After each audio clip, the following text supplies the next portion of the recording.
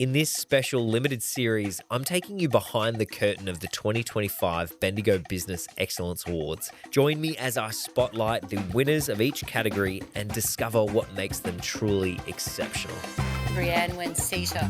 Rhianwen Seiter is the co-owner of MacKenzie Quarters, and she has won the Regional Women's Business Award. Rhianwen, welcome back to the studio. Number 2 podcast episode. How cool is this? This is great. How exciting. 12 months on, right? Yeah, So, yeah. I was just looking before. I didn't get the date, but you were episode 15.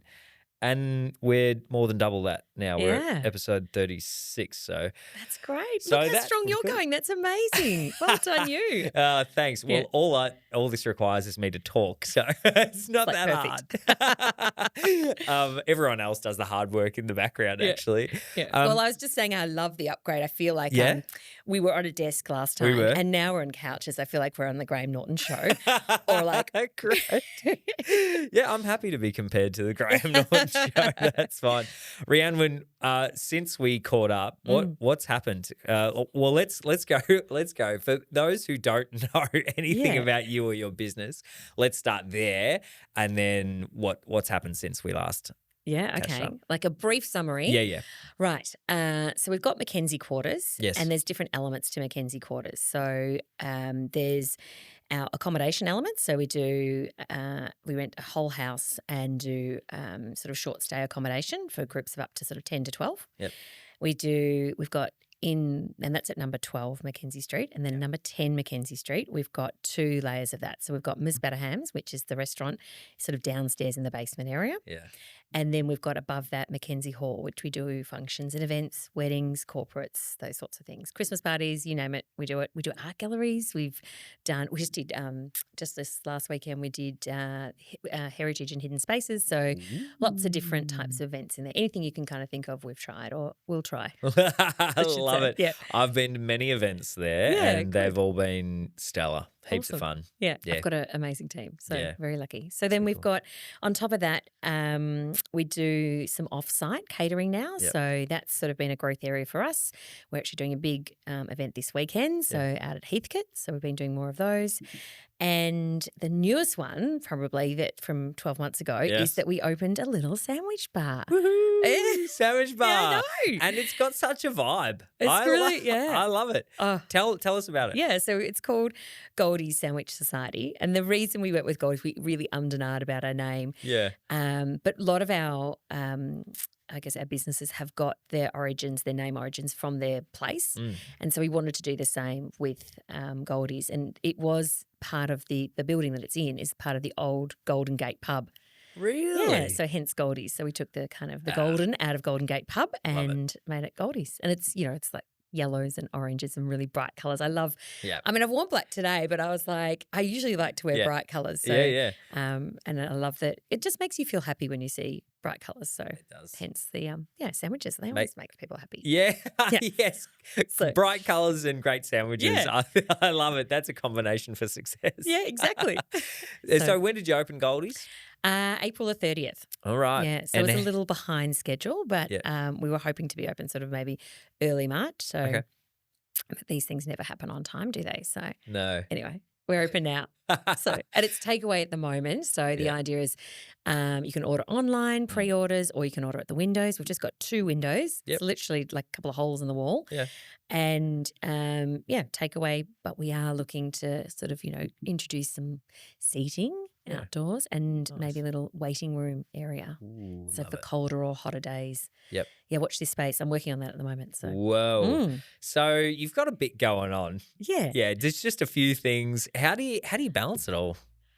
Oh, that's a great question. Great team is the first one, I think. Yeah. But also I think we've really, when we set out to set up the business, we always said we'd do sort of 3 venues and we wanted them to be really complementary. So, I see those 3 venues as, Goldie's is offering a lunch option, like a sort of a budget, more affordable, approachable, good quality food though. Like we make our own bread, all the ingredients are high quality, but it's just beautiful, gorgeous sandwich that you can enjoy. And we will add on a few more bits and pieces as we go, but at the moment it's predominantly the sandwiches. Yeah.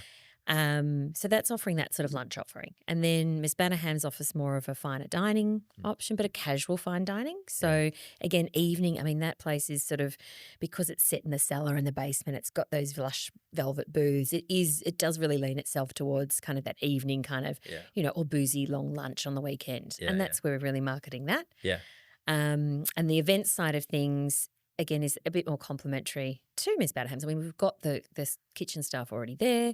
We've got the chefs. So if you want your own function and you often want your own space, you can still have the same quality food in the same venue, but in a private space. So kind of the last event I went to there was a book launch, and I was emceeing it, and there was on the food side, there was this like watermelon, like pickled watermelon or something like thing.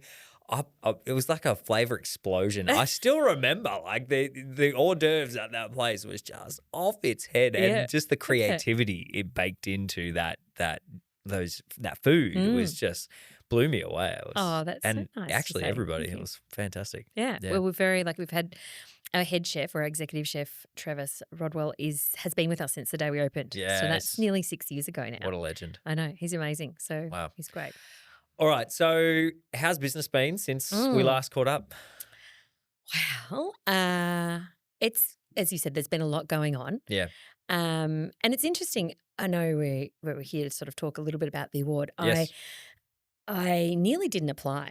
Really? Yeah. Tell me about that. Well, I think as women, maybe, I don't know, I can't speak from being a man because I'm not. Yeah. But as a woman, you always sort of put a lot of other people before you, and you tend to take a bit of a back step and not sort of promote yourself as much. And I remember sort of thinking, I don't need to, I don't need to. I've got that kind of reward from just, working with a great team, doing what I've done for myself and for my family, and so I don't need an award to have that recognised. And then I'm in a networking business group, like a brains trust group. Yes. And I talked to one of the women in that group, and she said, just do it. Like what? Like, go on. You deserve to, put yourself out there, and so what if if nothing comes from it, at least you've tried. And I really reflected on that, and I thought, well, it doesn't actually matter if I don't win it or if I don't get shortlisted. It's actually a nice kind of way to summarize or go through what you've been through, the process. The process of doing the application. Yeah. And I went, okay, you know what, I will. And what's the worst that can happen? That I don't win? That's okay. Because I'm already winning where I am. I already feel good about who I am at the moment and where I'm at and what I've done for the business community here. So I don't, that's enough. And so I did put that application in. But another reason I didn't put that application in is because I had actually really dropped the ball this last 12 months because I'd had a lot of, and I hate to say this for those who are out there, teenagers are really tricky. So if you're in the middle of those younger kids, I can tell you, little kids, little problems, big kids, bigger problems. And so I'd had to drop the work and focus on the family. And so I'd been doing that for the last sort of, basically since January until June. And that was when the application, I think, the process went in, maybe late May. And my heart wasn't 100% in my work because it had to be at home. Yeah. And so I was reflecting on that, and I had one of my staff members say to me, and she said, Rhianwen, you have trained us for this. You need to let us fly now. You need to take a step back, and we've got this. And I don't know if you were there on the night. Yeah, I was. Because you won an award too. Yeah. Amazing. Congratulations. Thanks. And I said in my speech, like, I did drop all my balls and my staff caught them and supported me through that. And they stepped up so that I could focus on my family. So that's when you asked about the last 12 months, I'm going to try not to cry, but it's been a really, really big challenge. And I did want to purposely talk about it here because I think sometimes we hide away those personal challenges that come up, and they come up for everyone all the time. Yeah. Some of them little, some of them big, some of them huge. Yeah. And letting other people help you is really hard, but actually super worthwhile because they get a lot out of it And obviously you do too. Yeah, that's huge. I think it's one of the things I love about you, Rhianwen, is that you as a leader, you know what's most important for people to thrive and yourself to thrive, and that's it often is genuine, authentic connection with people, right? And to be known and to know who people are, rather than bringing a false front, which a lot of people do, and they hide away all of the things that they think are a bit ugly or a bit messy, and they don't in the right situations and circumstances, they not able to bring it up and say, you know what, I'm actually really struggling here, and it's really hard, and that's where we're built for community. People are built for community, and we need it. And for us to thrive in all seasons of life, we need to expect of others that they're not going to always be doing well, and expect of ourselves that we're not always going to be doing well, and that we should draw on the people around us and open up and say, hey, I need you. I need hard. help. Or, I can see, I see you. I see what you're going through now. And actually I've got your back. I'm here. And like I said, they get a lot out of that as well, because they get a chance to step up and shine, or step up and fail, and that's okay as well. But they get a chance to step up and do their thing, and you can step aside and give room for other people to grow, which is so important, because how else do they learn, right? Wow. So, yeah. Thanks for being so open and honest. That's really cool. I'm going to take a little drink of water.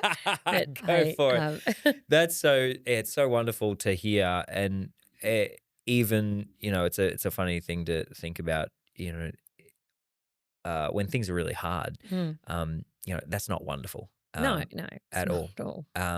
But to be able to know and to be equipping yourself and equipping those around you to help, and to know how to lead in those really tough times, and to know that it's not just a stoic frontage that you need to bring, but it's authenticity, so that someone else can feel like they can be all themselves, and they have power and influence in your life as a leader. That's huge. That's honestly huge. So well done. Thanks for equipping the people around you, and genuinely building people around you, and bringing your full self to your work and to how you lead. That's pretty wonderful. Well, thank you. Well, and thanks to my team, really. Like, I've got an amazing brother who really stepped up and held the fort. Business partner as well, and my team, and I couldn't have got through the personal side of things without that reliance on the team to have the business front. So that's very cool.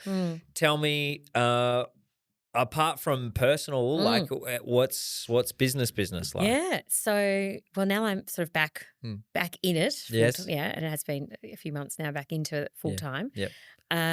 It's been such a roller coaster, Carl. I can't tell you.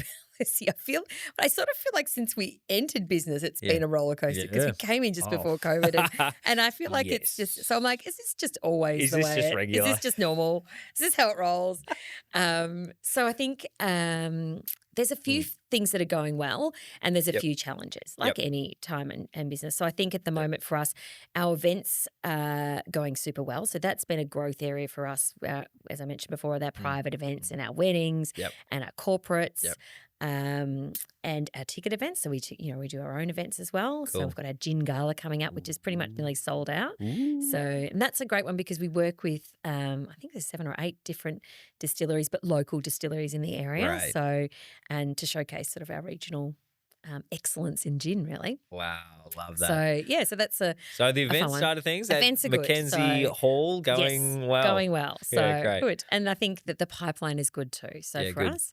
The more challenging side of the business at the moment is probably just the restaurant side of things. So Miss Batterham's, and I think just I guess when interest rates were quite high, there was this real pullback on spending and special occasion spending. I think from a point of view, our restaurant's probably a special occasion a restaurant. I'm not saying, you can come all the time. That's fine. And I think we're working on our marketing in order to educate people on that. So it doesn't, you don't always have to go there for a special occasion. There's absolutely, you can just have your steak and chips or your steak and potato and have it, a simple night out as well. But that being open 7 nights a week and lunches as well, we noticed a real decline in the lunch clientele. Yeah. And so I think in the past you kind of weather it. You go, okay, yeah, that's okay. It's probably just a little anomaly at the moment. Yeah. We'll weather this and then, we'll see how we go in 12 months' time. And now you just don't have the luxury of that as a business owner to sort of weather that. The costs of staffing has increased, so superannuation increased, so staffing costs have increased. Food costs have jumped up significantly. Yep. So there's no sort of little buffer in it anymore. Well, bigger buffer. There's no little buffer either. So it's really when you're noticing those trends, you have to make those decisions really quickly. Yeah. And so, okay, right, our lunch traffic, there's no corporate lunches anymore. People are still working from home. That's not going to change in a hurry. So we need to change. Yep. We need to be adaptable and read the play and sort of lead the market a little bit as much as we can. We're following it a little as well. Yeah. And make those changes for the business to be able to, go forth and thrive. So what sort of details are you talking about when you're saying you need to make some changes and looking a bit tighter? Like how do you from a hospitality venue point of view, consolidate operations so that there is as fewer leaks in the boat as possible? Yeah. Well, for us, we've been lucky in a little sense, in that when we've had staff resign, like a couple of one person in the kitchen in particular at the moment resign, and that gave us the chance to go, okay, right, we're open 7 nights. Do we actually need to be open 7 nights? Yeah. And 4 lunches, do we need to be open 4 lunches? Well, actually, we can see that the lunch trend isn't there at the moment, particularly during the week. The weekend's a different story. So let's close a lunch service because we've lost that salary. So we can distribute the rest of the salaries over the other days or nights. And then do we need to close a night? Because if all of our nights are full, that's okay, right? Yeah, but if all our nights are not full. Yeah. So it's okay. The busy ones are carrying the. Yeah, that's right. So if we've decided to close on a Tuesday night now, the people that were coming on a Tuesday night, they can still go Monday night or Wednesday night. And maybe there's a small, group who want to absolutely go on that Tuesday night. Unfortunately, we just can't. We can't open for 2 people or 4 people. That's right, a handful of people. That's right. And so those decisions with that salary gone, it's like, right, then we can make it. We can put all our efforts into those other nights. And I think, well, with the marketing concept, we know we're a nighttime venue. We, like I said, we've got the atmosphere for a nighttime venue. We've got the cocktails, the wine list, the kind of coziness. Yeah, it lends itself to that. Or a boozy lunch on a weekend, not necessarily during the week. So let's put our effort into marketing the evenings, fill them up, and then we can expand back out to include lunches if that, if we're full all the time. Great. Yeah, sweet. So you're really looking at it from a strategic point of view of how do we best use our resources and how do we spread our staffing costs and where are we going to deploy so that we're not wasting resource and time and energy on spaces where the opportunity isn't there. So nice, good job. And I think also it's also going back to your roots. Like, what is it that this is offering? Yeah. What doing what you do and doing it really well. Yeah. So not trying to be everything to everyone. Yeah. We do evenings really well. We do cocktails really well. We do, our wine list is great. Yeah. Our food is amazing. Like we do that, and let's just do that super well. Yeah. And once that's full, like I mentioned, once we're at capacity there, then we can expand. Yeah. And we've got the lunch offering with Goldie's now. So let's focus our lunch offering into Goldie's. And let's, Love it. So let's talk awards. I was at the bar on Saturday night and admiring you're getting a bit of a collection up there on the shelf. I'll talk about that, but well, there's more than one. So. Okay, that's cool. It's called to a collection. Tell me about the regional Women's Business Award. What was the process like of going through and applying for this, getting nominated, applying, and what did you take out of that process? Yeah, at the time, and I don't know how you feel about this, but it's like you just don't have that spare time to sit back and write all those answers to those questions. Yeah. But once you've done it, you kind of go, oh, thank God I did that. That's really great. And I can look at it and actually it does inform your next 12 months as well. Like it kind of is like writing a business plan. Yeah. You write it and you're like, gee, that was actually pretty good. Maybe I'll pull a bit of that content out of there and put it over here. And Yep. And then what can I do? Okay, look at what I've done now. Right, what can I achieve moving forward as well? Because I've had that time to reflect and go, okay, and where are the gaps? Yeah. Like what am I not doing that I should be doing? Yeah. I kind of look at that. So, I was cursing the process and, damn this and where's this time and rushing it and doing it all at the last minute. And then I didn't know if I'd actually submitted it properly. And there was all this kind of, last minute jitters that you get. Yeah. And then I was like, actually so relieved once it's in and you're like, okay, and moving forward, how am I going to top this for, further? What can I do more to contribute to my community? So, well, I mean, that's one of the big elements of the individual awards is contribution. Like, how are you as an individual serving and supporting and contributing to the environment, the space around you? What do you think? A couple of things that were either in that application or in the judging session that impressed the judges enough to say, Rhianwen, you've got it. Maybe a slate roof. Slate roof. So sexy. Look, I don't mind a good slate roof. I don't. You should look at them. They're really attractive. Now, good deflection, but this is about you. But no, in all honesty, I think my passion came through, maybe my energy and passion for the community, but for the buildings as well. Like I am super proud of my slate roof, which sounds ridiculous because I'm like, it's a slate roof. But I kind of go, if we hadn't have invested in the buildings, if we hadn't have taken the time to restore them and give them a slate roof, they wouldn't have lasted another, 120 years. Yep. And you look around and there's a lot of derelict buildings and buildings going to, not being cared for. Yeah. And that means that generations in the future won't see that or understand that history or appreciate it. And I know that these buildings will stand up for another 100 years. Wow. And so that means that my grandchildren get to see those buildings and hear the story. And I think that's kind of a really nice way to honour our past. Yeah. To go, hey, people built these, largely by hand, without a lot of machinery. Yeah. And now they're going to be around for other people to enjoy. And the fact that they get to enjoy them now. Like people come in all the time and they get to see the beauty that I didn't create. Like a beautiful Frederick Wyatt was the architect. Yeah. He designed these buildings and his legacy lives on in them. So I think it kind of it honours our past but also, contributes to our future. So I think perhaps the judges saw that passion, that proudness of being able to do that and having the privilege to be able to do that and then to share that. And in a town that's so beautiful, like we're so lucky. Yeah.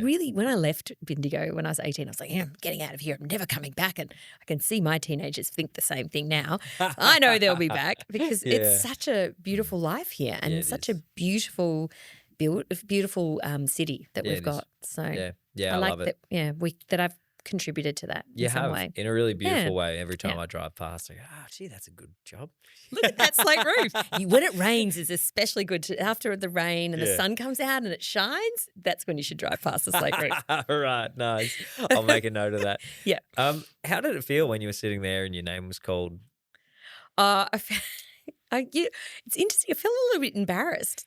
Did you feel like it's sort of like, all these people are looking at me now. Yeah, and you're sort of like, and I did think, I didn't think I did it because I don't know if I told you about the process, but when I had my interview, I was actually overseas on a holiday. And so I was up at 3 a.m. for my interview. Oh. So I'd gone to bed for maybe 5 hours and then got up, did my hair and makeup, sort of got online at 3 a.m. and they were running late, the judges. So it was like even half an hour delayed. And I the do I lie down and go for a sleep or do I just have another coffee and really wake myself up? Man. So I didn't think I'd ace the interview because I was sort of not really awake.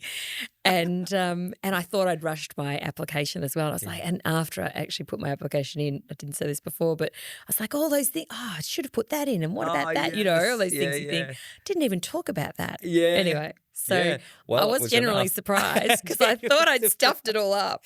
So I was like, embarrassed, but also like surprised and really and really honoured. And and a little bit emotional because, as I mentioned, it has been a tough year this year. Yeah. I really haven't enjoyed 2025, and so that actually moment was a bit of a turning point because I was like, you know what, 2025 is not that bad. Maybe it's okay after all. Yes. It's taken me to August to get there, but anyway.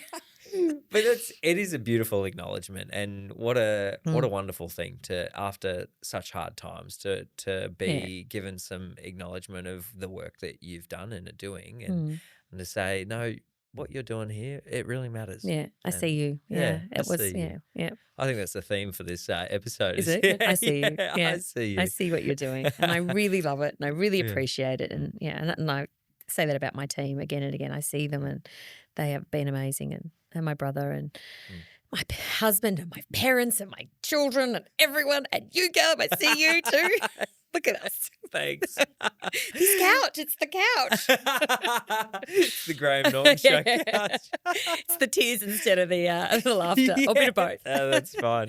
That's fine. Rhianwen, this episode's gone through like a blink of an eye, but I want to land it on what advice would you give to someone, maybe specifically in your category, in this category, the Regional Women's Business Award? What advice would you give to someone who thinks maybe I'll give that a crack, or if they're nominated and they think, should I go through with the application? Yeah. What advice? I would say just step up and believe in yourself. Like, you are more worthy than you think you are. Like, I think you often we're our own worst enemies, and we talk ourselves down. And if you're encouraging your friend to do it, you should do it as well. Like, do it.